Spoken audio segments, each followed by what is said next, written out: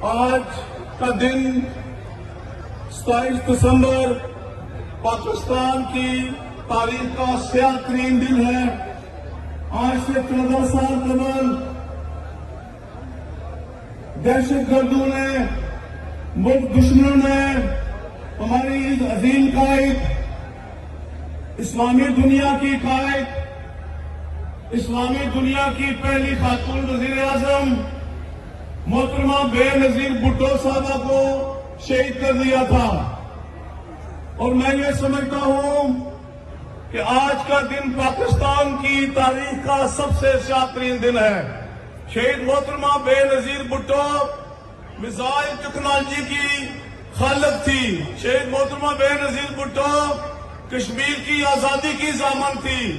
شہید محترمہ بے نظیر بھٹو چاروں صوبوں کی زنجیر تھی۔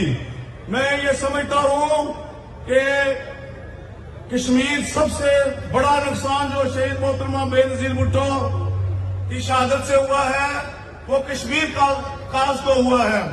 اگر وہ زندہ ہوتی تو مسئلہ کشمیر آج تک حل ہو چکا ہوتا، لیکن اس لیے کہ انہوں نے ہمیشہ مسئلہ کشمیر کو بین الاقوامی سطح پر انٹرنیشنلائز کیا، پولیٹیسائز کیا۔ پاکستان کی اور کوئی حکومت اس طریقے سے سوائے شہید ذوالفقار علی بھٹو نے، شہید محترمہ بے نظیر بھٹو نے اور جناب آصف علی زرداری صاحب نے جس انداز میں پاکستان مسئلہ کشمیر کو انٹرنیشنلائز کیا، پولیٹیسائز کیا، پاکستان کی کوئی سیاسی قیادت نہیں کر سکی۔ آج ملک ایک ایسے نائب شخص کے ہاتھوں میں چلا گیا ہے جس نے پاکستان کا state bank I M F کے ایک ملازم کے سپرد کر دیا ہے، اور آج بے روزگاری، مہنگائی جو ہے اس کے بوجھ تلے لوگ چیخے مار رہے ہیں۔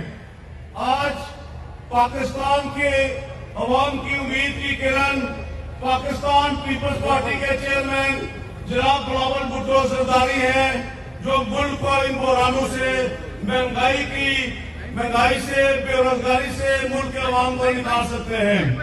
یوں تو اتنا بڑا مجمع دیکھ کر بہت ساری باتیں کرنے کو جی چاہتا ہے، لیکن میں خود بھی اور آپ سب بھی ملک کے طول و عرض سے، کشمیر سے، گلگت بلتستان سے اپنے قائد کا خطاب سننے کے لیے آئے ہیں۔ اس لیے میں نہیں چاہتا کہ میں آپ کے اور ان کے درمیان زیادہ دیر تک قائل رہوں۔ وآخر دعوانا ان الحمدللہ رب العالمین۔